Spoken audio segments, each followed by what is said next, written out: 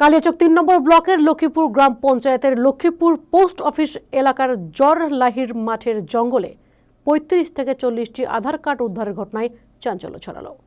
বুধবার দুপুরে আনুমানিক 2টো নাগাদ স্থানীয় এক ইট ভাটার শ্রমিকের নজরে আসে সেই আধার কার্ডগুলি। স্থানীয় বাসিন্দারা বলেছে প্রায় 2 থেকে 2.5 মাস আগে নতুন আধার কার্ড করতে দিয়েছেন তারা। এখনো পর্যন্ত হাতে পাননি সেই আধার কার্ড। অবশেষে তা পাওয়া গেল জঙ্গলে। বেশিরভাগ আধার কার্ডগুলি বাচ্চাদের বলেই জানা গিয়েছে। কিন্তু প্রশ্ন হলো যে আধার কার্ডগুলি থাকার কথা পোস্ট অফিসে, তা কি করে পৌঁছে গেল জঙ্গলে? স্থানীয় বাসিন্দারা আধার কার্ডগুলি কালিয়াচক ৩ নম্বর ব্লকের বিডিওর কাছে জমা দেন। পোস্ট অফিসের কোনো গাফিলতি আছে কিনা তা খতিয়ে দেখার আশ্বাস দিয়েছেন কালিয়াচক ৩ নম্বর ব্লকের বিডিও সুকান্ত শিকদার।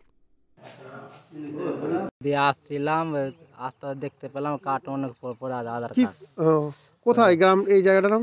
জল্লাহি মাঠে ওখানে পরে আছে। কার্ডটা তুলে দেখলাম আমার মেয়েরও আছে কার্ডটা পরে। ছবি থেকে চিনতে পারলাম, লেখাপড়া কিছু জানি না। কতটা কার্ড দেখলেন আধার কার্ড পড়ে আছে?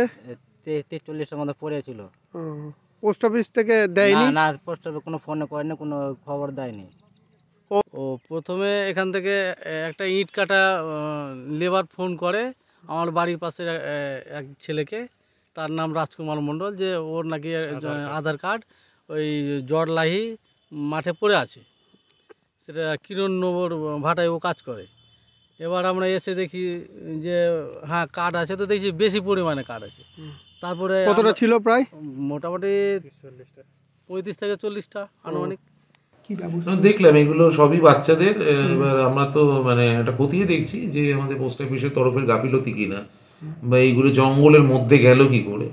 তো সেইটা আজকে যেটুকুনি জানতে পেরেছি যে পোস্ট অফিসটা এই মুহূর্তে বন্ধ আছে, মানে আজকে বোধহয় বন্ধ আছে কোনো কারণে। ঠিক আছে, কালকে আমি আমাদের রেন্ট থেকে অফিসে পাঠিয়ে দেবো, ওরা দেখবে, দেখে তারপর একটা স্টেটমেন্ট নিয়ে যেটুকুনি অ্যাকশন নেবো। মালদা টুডে।